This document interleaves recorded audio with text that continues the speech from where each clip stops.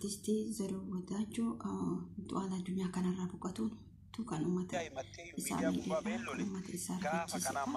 Artistii Zaruun nama uummata isaatiif miidhamaa ture, nama uummata isaatiif waan guddaa hojjete jechuudha. Biyya keessatti haa salphatu isin jenna.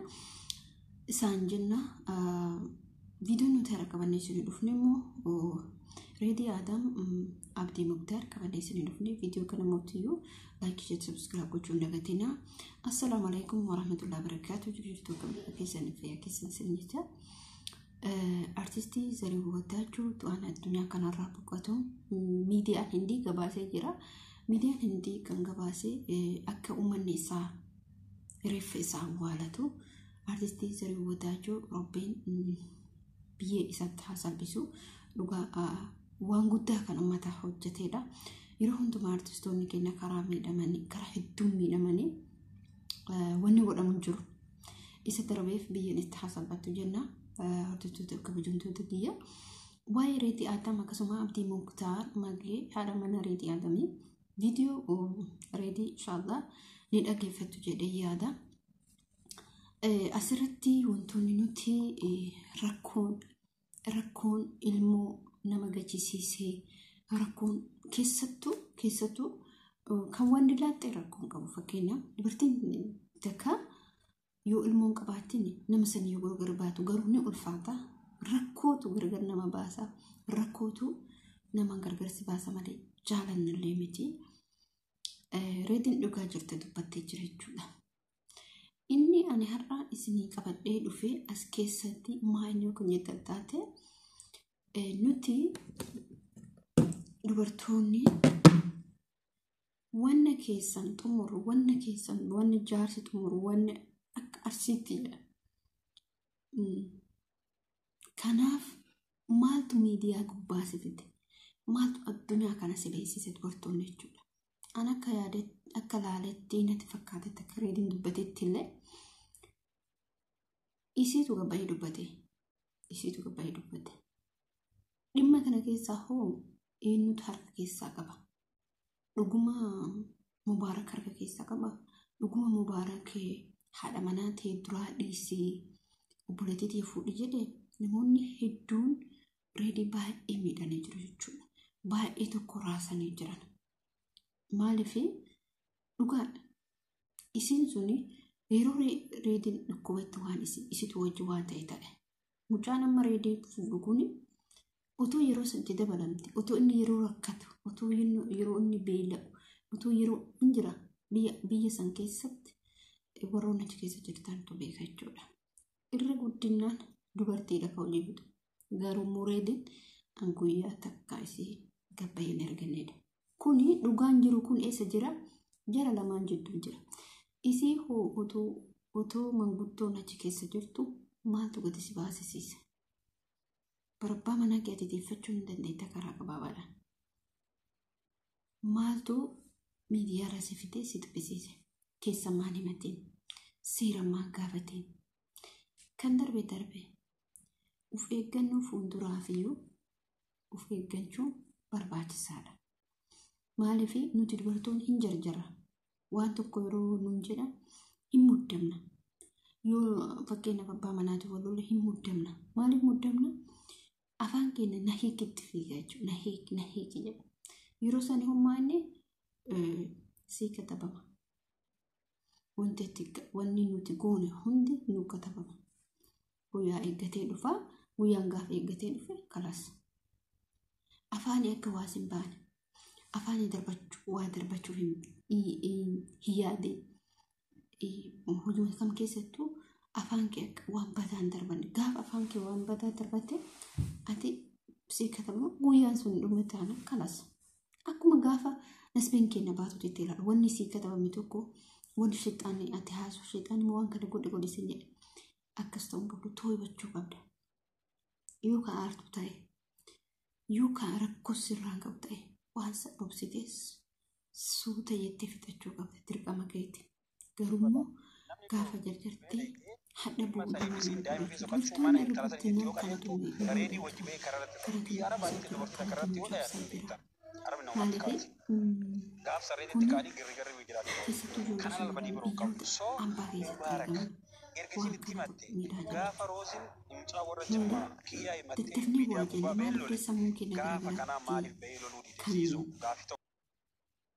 bilchaa baqqaa waa hedduun kan miidhame obsaan qabnu ni danfina akkuma jara sugarbuun dhibba nu galachuudha akkuma jaraatiitti jechuudha. Kuni godhamuu qabu, kuni ta'amuu qabu waan hunda keessatti obsuun barbaachisaadha. Keessattuu bootaan bultii, keessattuu bootaan ilmoo jirtuuf kun garaagarummaa qaba. Bootaan ilmootii fi kun garaagarummaa qaba. Garuu haadha ilmaa wanni laayuun addaan hin baasu. Icciitii kana jaraatu beeka jechuudha. Garuu icciitii kana wallaahi nuti hin beeknu. Nuti waan hin beeknu jiru. Akkuma inni jedhe icciitii baasee dubbatuu baatullee aara isaa hamma dubbatee jira jechuudha. Dhugaa jirtu keessa walii haa fixan. Dhuguma jirtus keessa walii fixatanii yoo jedhan wallaahi akkasitti irra gamada. Asirratti wanni na gammachiisin, wanni na jibbisiise tokkotu jira. Wanni na jibbisiise haadha faatee jechuudha. Bakka isiin seente hundi maaliif diigaa ta'a? Ani garuu waa jechuun illee hin barbaadu. Gaafa duraa tadiirii fi naafii jidduutti baay'ee lola hamaatu deemee ture. Lola hamaa deeme akkuma ammaa kanatti jechuudha. Deebi'ee gaafa kaayiroo seentetti reedii fi haadha mana reedii jidduuttis akkasuma ta'amaa ture. Maali dubbiin kun isiin gadi baatee mootu maaliif dhimma kanarraa dubbatti? Dhimmi kun waan isii galchee miti. Isiin bakka yoo jireenya biyya sanii barbaaddee fakkeenyaaf namarra fakkaattee jiraachuu, kireeffattee jiraachuudha. Fakkeenyaaf Fatiyaa Mahjuudaa moo Fatiyaa Mucatii maraatu sun firii taatee jiraatti. Bu'aa isii jiraatti. Hamma bootti bu'aa dheettee hamma maal jechaa dheettee jaalalaan miidhamtee hamma firii taatee jiraatti. Garuu haati faatee bakka isiin seente maaliif ibiddi qabata? Kan gaafii natti ta'e bakki isiin seente hundi ibidda qabata. Subhaanallah. Waan isaa naa galuu dide.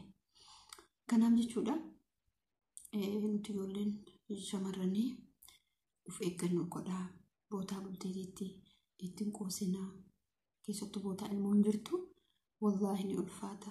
Nummaanuu hamma taanu nummaan ilmoo jaraatu guddifnuyyuu hamma taanu nuti beeka jechuudha. Kanaaf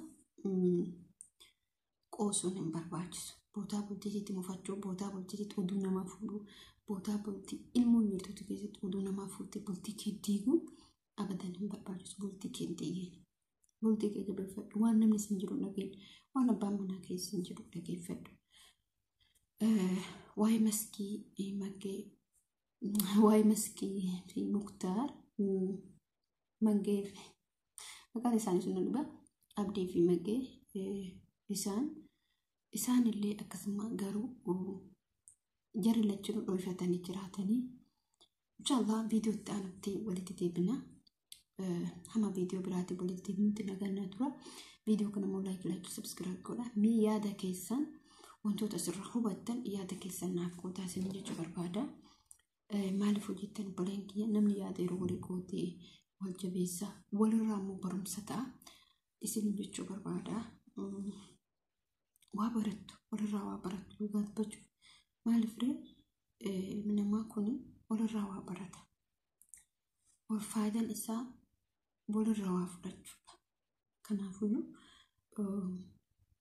isinis waan isin jechuu barbaade waan tuffateena gorsa fudhadhaa isin fayyada boruuf si fayyada. Hadda qofa otoo hin taane yookiin borka kana caalus uumamuu hin beekamu. Kanaafuu immoo of eeggannoo baamanaatti irratti amala horachuun baay'ee barbaachisaadha. Rabbiin dubartoonni amala qabdi. Mufachuu inaafudha. Sirriitti inaaf dhugaa dubbachuu nuti. Otoo inni fakkeenyaaf nama yookiin abbaa manaa kee yoo arge bakka inni dubartii takka wajjin dhaabbate yookiin dubartiin sun kan hojii ta'uu dandeetti yookiin fira ta'uu dandeetti hin beekamu. Bakka itti inaafa. Yoo inni gadi balaatti buusa. Sababni maalirra dubartii isa wajjin dhaabbateef dhiirri barkara asiin tokkotti dheetu asiin sarka baate dheedeen baaftu dhiira dheedeen baaftu abbata. kanaaf isin jechuu barbaada jookiyaa akkuma isin jedhu like subscribe godhaa yaada qabaattan